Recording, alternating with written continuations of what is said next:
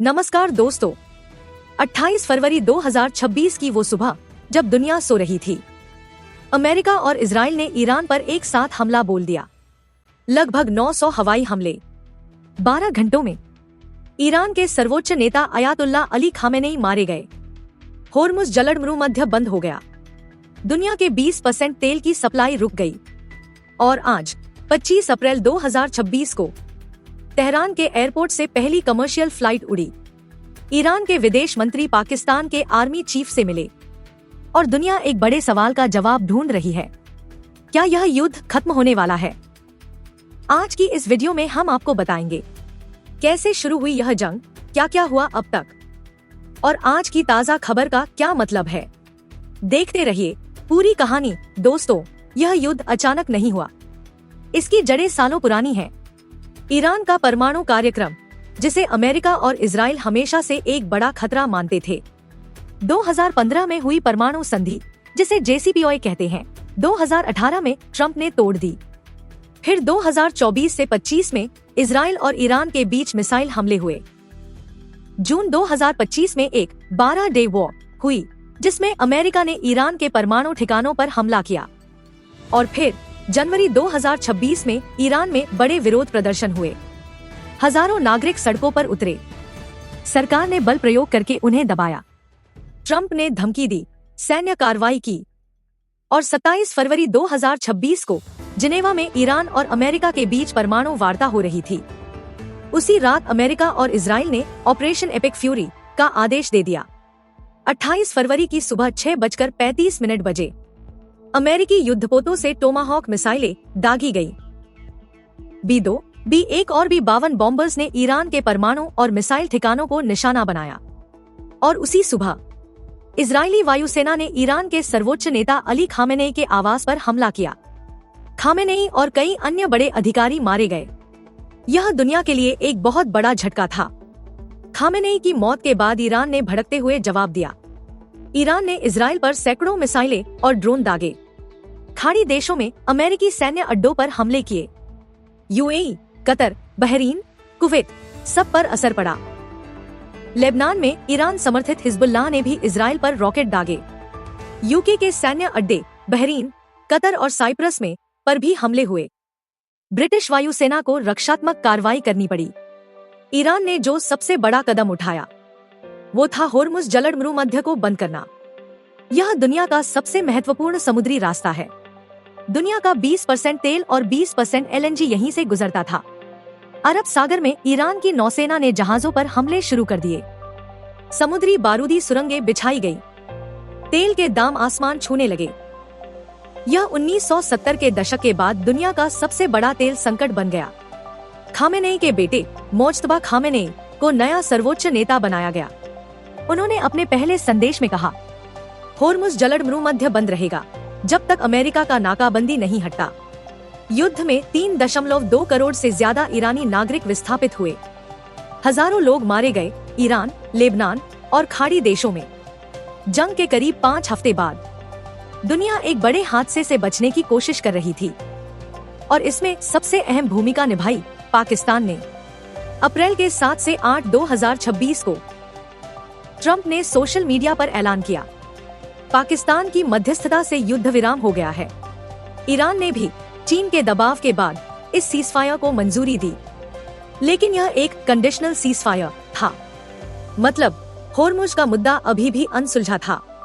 अप्रैल 13 को जब ईरान ने जलमरूमध्य पूरी तरह नहीं खोला, अमेरिका ने ईरान के बंदरगाहों पर जवाबी नाकाबंदी शुरू कर दी। ट्रंप ने कहा, जब तक डील नहीं होती नाकाबंदी जारी रहेगी। ईरान ने कहा, अमेरिकी नाकाबंदी खत्म करो तभी होर्मुज खुलेगा।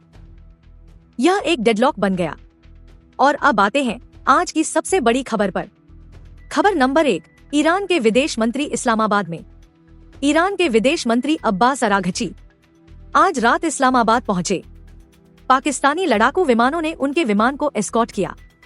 आधी रात को पाकिस्तान के सबसे ताकतवर व्यक्ति फील्ड मार्शल आसिम मुनीर ने उनका स्वागत किया। पाकिस्तान के विदेश मंत्री और गृह मंत्री भी वहां मौजूद थे। और फिर शुरू हुई रात भर की बातचीत। सूरज निकलने तक करीब 5 घंटे चली यह मुलाकात। पाकिस्तानी मध्यस्थ इन बातचीत को लेकर कॉशियसली ऑप्टिमिस्टिक हैं। खबर नंबर 2, अमेरिकी दूत भी पहुंचेंगे। व्हाइट हाउस ने कहा, अमेरिकी दूत स्टीव विटकॉफ और जैरेड कुशनेर आज पाकिस्तान के लिए रवाना हो रहे हैं। वीपी जेडी वांस स्टैंड बाय पर हैं। अगर बातचीत आगे बढ़ी तो वे भी जाएंगे। लेकिन एक पेंच है। ईरान के विदेश मंत्रालय के प्रवक्ता ने साफ कहा, अमेरिका के साथ कोई सीधी बातचीत नहीं होगी। ईरान की बात पाकिस्तान के जरिए अमेरिका तक पहुंचाई जाएगी, यानी यह इनडायरेक्ट टॉक्स होगी। जैसे एक तरफ अमेरिका, दूसरी तरफ ईरान और बीच में पाकिस्तान दूत की भूमिका में। याद करें, 2 हफ्ते पहले भी इस्लामाबाद में बातचीत हुई थी। 21 घंटे चली लेकिन कोई डील नहीं हुई। खबर नंबर 3, तेहरान एयरपोर्ट फिर खुला। आज 25 अप्रैल 2026 को इमाम खुमैनी अंतर्राष्ट्रीय हवाई अड्डे से पहली इंटरनेशनल फ्लाइट उड़ी। 2 महीनों से ज्यादा समय बाद पहली उड़ानें गई इस्तांबुल और मस्कट। ईरान एयर और महान एयर ने शुरुआत की। कटार एयरवेज और टर्किश एयरलाइंस ने भी अपने स्केड्यूल्स अपडेट किए। यह एक सिंबॉलिक कदम है। यह दिखाता है कि सीज़फायर अभी तक टिका हुआ है, लेकिन यह पूरी वापसी नहीं है। यह एक 4 फेज प्लान का पहला चरण है। अभी सिर्फ रीजनल राउट्स शुरू हुए हैं। यूरोपियन राउट्स बाद में आएंगे। दोस्तों, यह युद्ध सिर्फ मिडिल ईस्ट का मामला नहीं है। इसका असर पूरी दुनिया पर पड़ा है। तेल और गैस। होर्मुज बंद होने से हर दिन 2 करोड़ बैरल तेल की आवाजाही रुक गई। तेल के दाम आसमान पर पहुंचे। एशियाई देशों, खासकर चीन, भारत और जापान में ईंधन संकट, गैस और बिजली के दाम बढ़े। भारत पर असर। 2 भारतीय जहाजों पर होर्मुज में गोलीबारी हुई। भारत ने ईरान के राजदूत को तलब किया।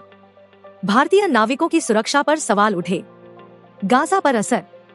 WFP की रिपोर्ट कहती है, गाजा में खाने के दाम 85% बढ़ गए। अकाल का खतरा बढ़ा। मानवीय संकट।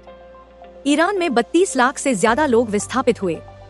लेबनान में 10 लाख से ज्यादा। हजारों नागरिक मारे गए। एक खबर जो दिल दहला देती है।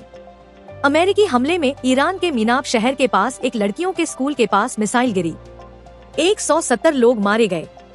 तो दोस्तों, सवाल यह है, क्या अब शांति आएगी? कुछ बातें जो अभी तय नहीं है। पहली, होर्मुज कब खुलेगा? यह सबसे बड़ा मुद्दा है। ईरान कह रहा है, जब तक अमेरिकी नाकाबंदी नहीं हटती, स्ट्रेट बंद रहेगा। अमेरिका कह रहा है, जब तक स्ट्रेट नहीं खुलती, नाकाबंदी नहीं हटेगी। यह एक चिकन एंड एग प्रॉब्लम है। दूसरी, ईरान का परमाणु कार्यक्रम। अमेरिका चाहता है ईरान पूरी तरह परमाणु कार्यक्रम छोड़े। ईरान कहता है, यह हमारा हक है। पिछली बातचीत में यही बड़ा अड़ंगा था। तीसरी, नई ईरानी सरकार। मोज्तबा खामेनेई, नए सर्वोच्च नेता, अभी भी अपनी स्थिति मजबूत कर रहे हैं। क्या वो बाप से ज्यादा समझौतावादी होंगे? यह देखना होगा। एक अच्छी बात, पाकिस्तान की मध्यस्थता काम कर रही है। आज की रात भर की बातचीत एक नई उम्मीद जगाती है। तो दोस्तों, यह था आज का पूरा एनालिसिस। इजराइल ईरान युद्ध की पूरी कहानी शुरू से आज तक। एक बात तय है, यह जंग सिर्फ 2 देशों की नहीं, यह पूरी दुनिया को प्रभावित करने वाला संकट है। तेहरान में उड़ानों की वापसी एक अच्छा संकेत है। पाकिस्तान की कोशिशें जारी हैं, लेकिन असली शांति अभी दूर लगती है। हम आपके लिए यह कवरेज जारी रखेंगे।